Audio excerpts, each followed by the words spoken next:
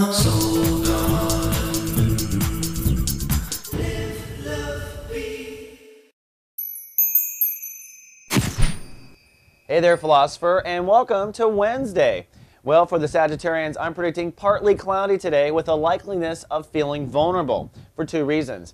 For starters, you're going to be actually rather intuitive today and quite sharp. This may be the really setup for your own feeling of vulnerability because awareness is now expanding for Sagittarians. We're about halfway through Chapter 2 Scorpio, where you are really digging up the last remaining elements that prevent you from having total faith in yourself.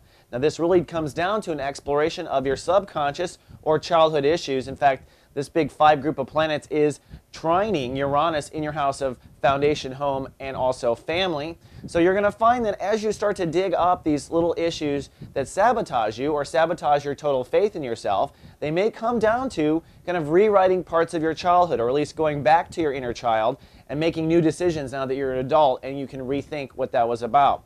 Now, the vulnerability really comes from the moon. It actually begins today in Gemini, your opposite sign. It's been in the house of long-term relationships for about 36 hours now.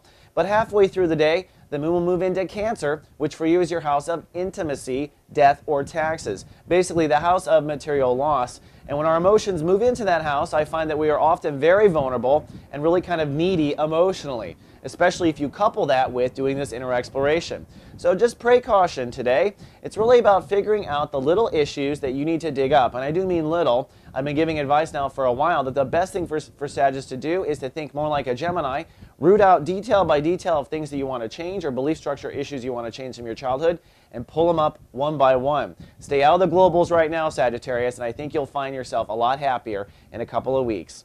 All right, Sag, that's all I have for you on Wednesday. I'll see you tomorrow with more soul horoscopes. Live, love, be.